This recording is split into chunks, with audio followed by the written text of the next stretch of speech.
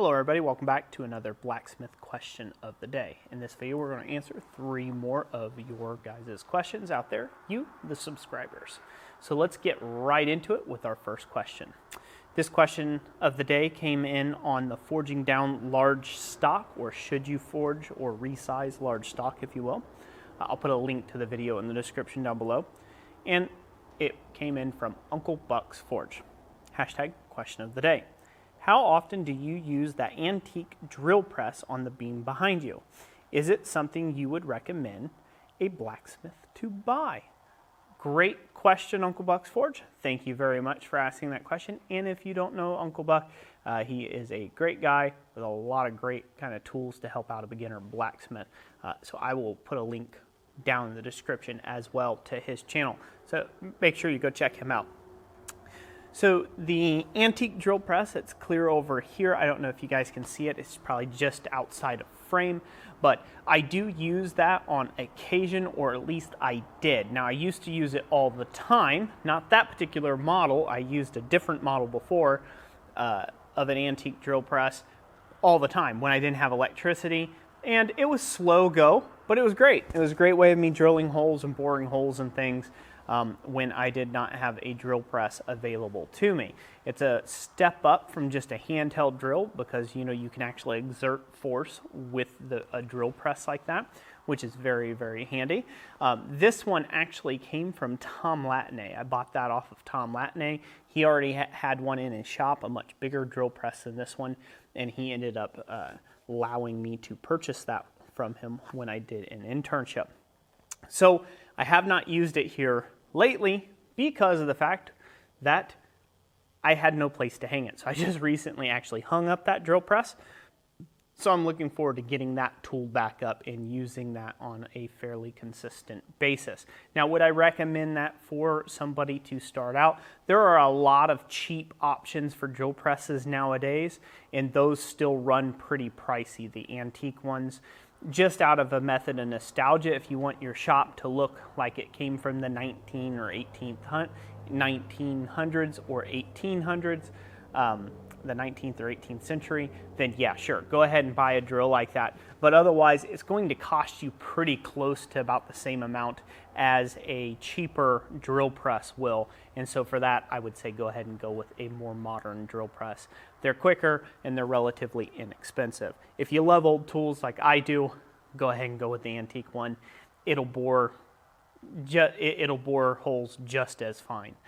So that would be my answer on that. Thank you for asking. Next question comes in from Peter Collins. LOL, thanks for joining in the fun, Roy.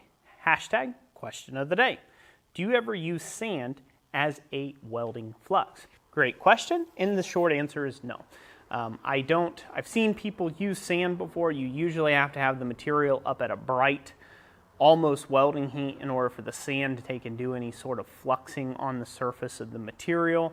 And I've always used 20 Mule Team borax up until recently, which I've got 1 can of flux of anhydrous borax from a guy by the name of Jamie Greer at the Goshen Historical Blacksmithing Society.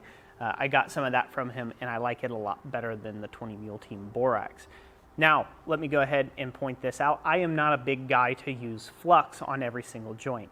Reason for that being is it's boric acid, and so therefore it eventually eats away at the material unless you get it clean enough. And if you've got it tucked down in little joints and crevices that you can't get properly clean, and when you do your finish work, it'll end up creating almost, if you think about old batteries, how they create that white alkali kind of structure on them. They get kind of like a frothy look and crusty. That will happen to your steel in the long run. So I would be careful of using too much flux. I'm not an overfluxer here at the forge. I used to be a long time ago until I have seen plenty of cases, and I've done enough experimenting with forge welding without flux that I don't feel that flux is a necessity anymore in my work. So great question. Thank you, Peter Collins, for asking it. And for all intents and purposes, go get yourself a box of 20 Mule Team borax. You'll have a much better result. Okay, last question came in. This is going to be a quick blacksmith question of the day.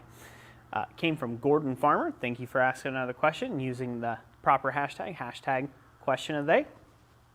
Hi Roy, got 2 questions for you. Forging aluminum, is it a good idea?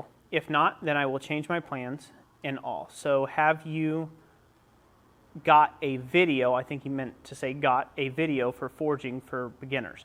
So Gordon Farmer, I have a ton of videos on everything from hammer control, technique, things like that. Check the playlist section of the channel. I have just about as many playlists as most channels have videos. So just check out those playlist channels. There's about 1,300 videos here online at the recording of this video, and I've covered a lot of that before. But to answer your first question about forging aluminum, yes, forging aluminum is perfectly okay. Not all aluminum is forgeable. Some of it's cold short or hot short. So that means, you know, it'll either break, it's brittle when it's cold, or as you heat it up, it crumbles or falls apart if you heat it up too hot. But most aluminum that you would find, say, in like aluminum bars or extrusions or things like that, stuff that would not necessarily be cast aluminum pieces, is forgeable aluminum, and you can get by with forging it to a degree. I did do a video on forging aluminum, and I will put a link to that video down in the description as well. So yeah, that's a great question. Thank you all so much for asking these questions. If you have more questions for me on the Blacksmith question of the day, again, use that hashtag or pound symbol if you're old enough and not as jive as the, well, even jives, that's not even a word anymore. I can't use that. That's not even young people speak anymore. Anyways, if you use the pound symbol and question of the day or Blacksmith question of the day, if you like to write it out in full length, that is a great way of getting your questions answered, and it's a great way of me being able to interact in full detail. It takes a long time to answer questions like this out in full detail. It's like 2 or 3 paragraphs, and then somebody always comes back with, but what about this? In a whole paragraph, and it becomes a very long saga for me to try to answer all the questions that we get here. So this is a great format for me to just be able to roll my mouth and run my mouth like we all know that Roy likes to do. I can run my mouth and get a bunch of questions answered this way. So again, thank you all so much for watching this video. If you liked it, hit that like. And as always, God bless you, and we'll catch you on the next one. Thanks for watching.